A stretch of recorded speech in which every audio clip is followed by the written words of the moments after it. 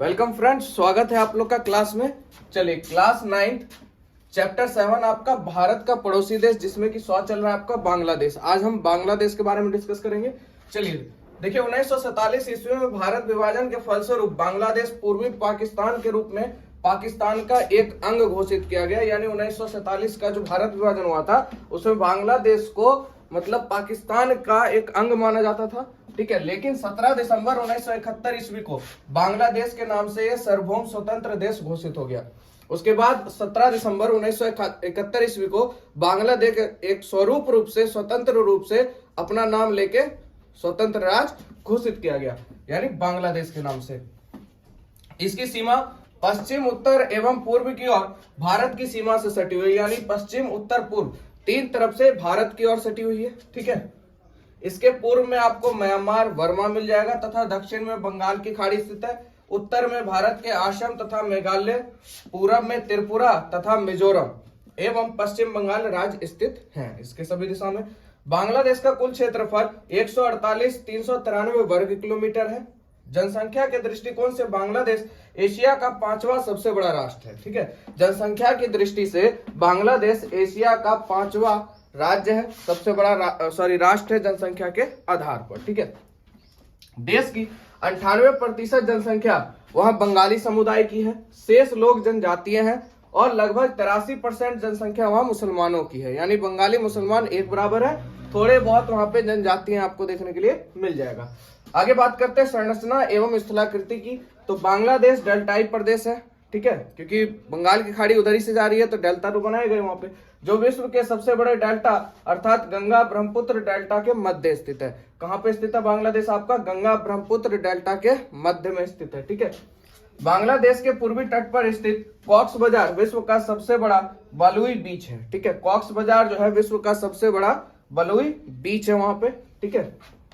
आगे बात करते हैं जल प्रवाह की।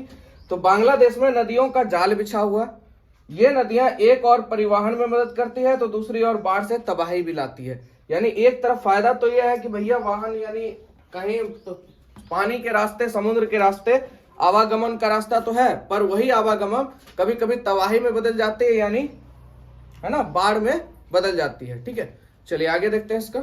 चलिए आगे बात करते हैं।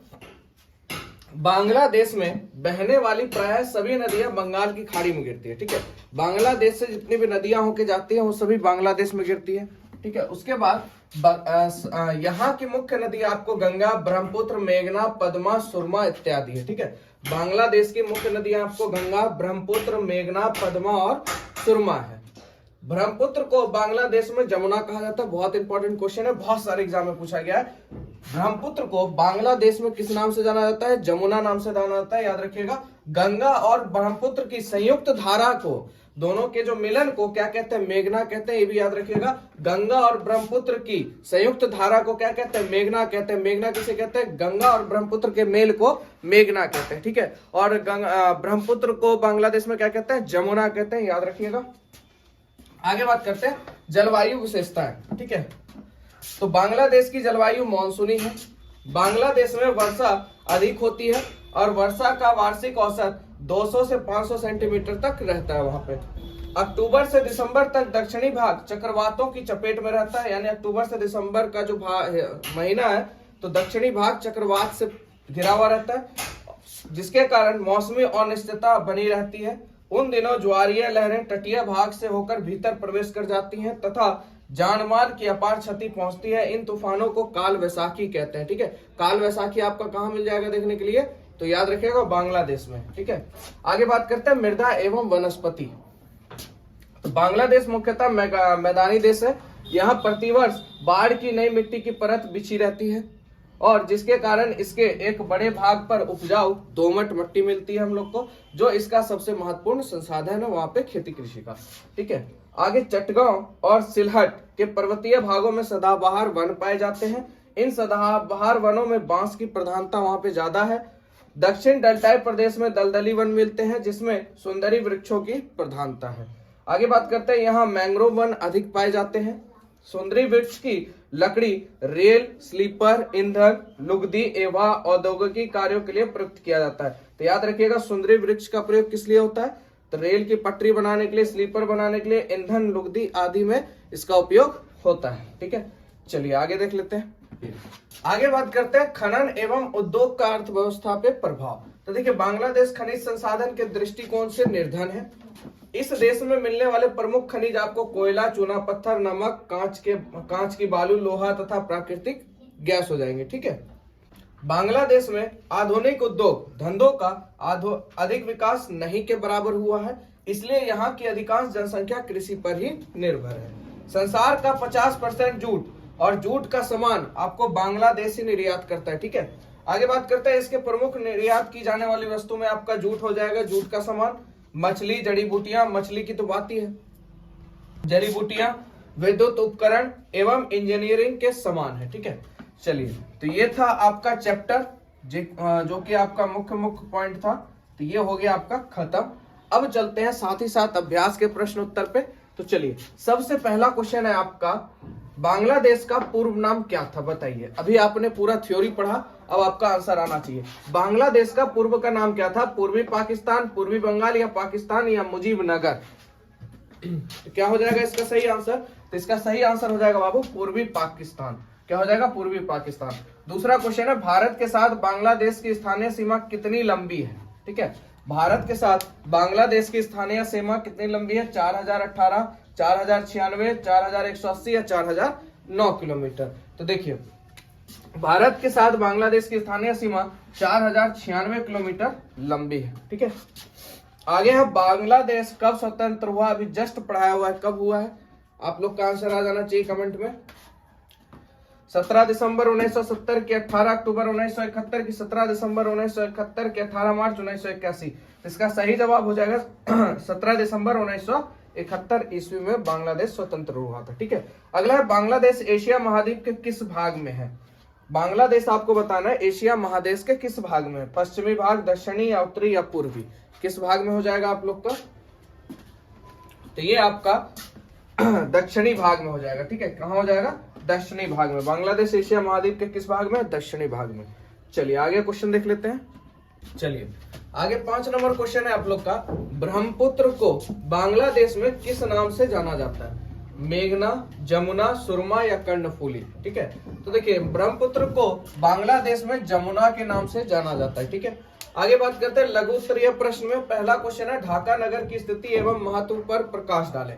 तो ये ढाका नगर बांग्लादेश की राजधानी है। बांग्लादेश की राजधानी ढाका। इस नगर में सभी महत्वपूर्ण नदियां होकर गुजरती है, मतलब इस नगर से सभी जितनी महत्वपूर्ण नदियां बांग्लादेश की सभी होकर गुजरती हैं, जिसकी वजह से यह नगर महत्वपूर्ण आंतरिक बांग्लादेश के लिए है, इसीलिए बहुत महत्वपूर्ण है आपका ढाका नगर। आगे प्रश्न 2, बांग्लादेश के धरातल का विवरण दीजिए। ठीक है, तो बांग्लादेश एक डेल्टाई प्रदेश है जो विश्व के सबसे बड़े डेल्टा गंगा ब्रह्मपुत्र के मध्य में स्थित है। यहाँ के मैदान प्रतिवर्ष नदियों द्वारा जमा की गई मिट्टी से बने होते हैं, जिसके कारण काफी उर्वर होते हैं, यानी उर्वरता उसमें ज्यादा होती है। यहाँ की तटवर्तीय क्षेत्र दलदली क्षेत्र है। तटवर्तीय क्षेत्र क्योंकि नदी बहुत ज्यादा है तो दलदली तो हो गई, और नदियों द्वारा जमा की गई मिट्टियों के कारण डेल्टा प्रदेश के तट के पास अनेक छोटे छोटे टापू बन गए हैं। चटगांव तथा सिलहट क्षेत्र में कम ऊंचाई वाले पर्वतों का श्रृंखला पाया जाता है। ठीक है, और ये पहाड़ियां समुद्र तल से औसत 200 से 300 मीटर की ऊंचाई पर स्थित, मतलब ऊंचाई वाली है। समुद्र तल से 200 से 300 मीटर की ऊंचाई वाली है। चलिए प्रश्न 3 पे चलते हैं, तो इसको मिटा लेते हैं। प्रश्न 3 का आधा कोई आंसर लिखा हुआ है और इधर कर लेते हैं, तब इसको समझाते हैं। ठीक है, चलिए लघु उत्तरीय का प्रश्न 3 हमारा बचा हुआ था, उसको देख लेते हैं। बांग्लादेश के आर्थिक संसाधनों का संक्षिप्त में वर्णन करें। देखिए, बांग्लादेश की आर्थिक व्याख्या पूरी तरह कृषि पर, आर्थिक व्यवस्था जो है पूरी तरह कृषि पर आश्रित है। देश की सकल घरेलू उत्पादन में कृषि का एक तिहाई योगदान है। देश की 82% कृषि भूमि पर चावल, 82 मतलब 100% में 82 पर आपका कृषि पे चावल उग रहा है, 6 पर जूट, 4 पर गेहूं तथा 10% पे अन्य सब्जियां, फल एवं नकदी फसलें बोई जाती हैं। यहाँ विश्व का 6% जूट उगाया जाता है। ठीक है, उसके बाद देश का 7% जूट मेमन सिंह जिले में उत्पादित होता है, जहां सिलहट तथा चटगांव की पहाड़ियों पर चाय की खेती होती है। बांग्लादेश में आधुनिक उद्योग धंधों का विकास ना के बराबर हुआ है। यहाँ खनिज संसाधन के दृष्टिकोण से यह निर्धन देश है। खनिज संसाधनों की कमी होने के कारण यहाँ उद्योग की संख्या क्या है, कम है।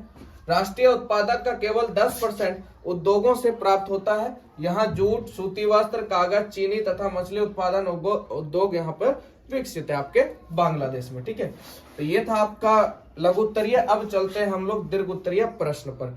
तो यहाँ से शुरू है, इसको कर लेते हैं। कुछ और बचा हुआ है पॉइंट, उसको भी पूरा देख लेंगे।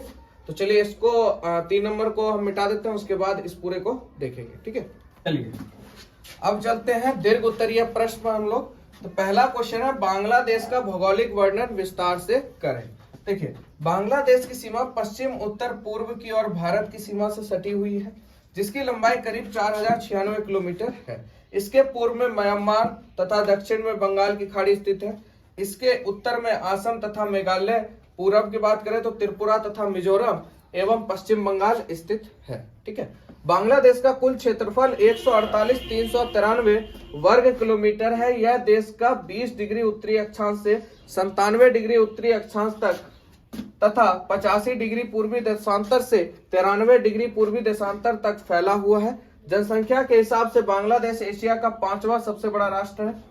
यहाँ निवास करने वाली कुल जनसंख्या का 98% बंगाली समुदाय है। शेष लोग जनजाति हैं, जिसमें लगभग 83% जनसंख्या मुसलमानों की है। बांग्लादेश विश्व के सबसे बड़े डेल्टा गंगा ब्रह्मपुत्र डेल्टा के बीच यानी मध्य स्थित है। इस देश की अधिकतर भाग की ऊंचाई समुद्र से 25 सेंटीमीटर से भी कम है। यहाँ का मैदान नदियों द्वारा प्रतिवर्ष लाई मिट्टियों से बनी होने के कारण काफी उर्वर है। कौन सी मिट्टी बन जाती है, दोमट मिट्टी। ठीक है, यहाँ का तटवर्तीय क्षेत्र दलदली क्षेत्र है। नदियों द्वारा जमा की गई मिट्टी के कारण डेल्टा क्षेत्र के तट पर अनेक छोटे छोटे टापू बन गए हैं। बांग्लादेश के पूर्वी तट पर स्थित कोकस बाजार विश्व का सबसे बड़ा बलुआई बीच है। ठीक है, ये बलुआई बीच है। ठीक है, बड़ा बलुआई बीच है। बांग्लादेश की मुख्य 9 भूमि आकृति प्रदेशों में बांटा जा सकता है, यानी इसकी भूमि को 9 प्रदेशों में बांटा जा सकता है। छोटा छोटा जान लेते हैं। सबसे पहला चटगांव तथा सिलहट की पहाड़ियां। दूसरा हो जाएगा प्राचीन जलोढ़ वेदिकाएं। ठीक है, तीसरा आपका टिपरा धरातल। चौथा रेतीला जलोढ़ पंख प्रदेश। 5वां आपका मोरीबंद डेल्टा हो जाएगा। और 6ठा आपका स्थिर डेल्टा। और 7वां दलदली गर्त। 8वां गुंबित नदी ज्वार भूमि। और 9वां आपका हो जाएगा ज्वारीय डेल्टा। तो ये था आपका बांग्लादेश के भौगोलिक विस्तार का पूरा वर्णन। ठीक है, प्रश्न 1। चलिए एक और दीर्घ उत्तरीय है, उसको भी देख लेते हैं।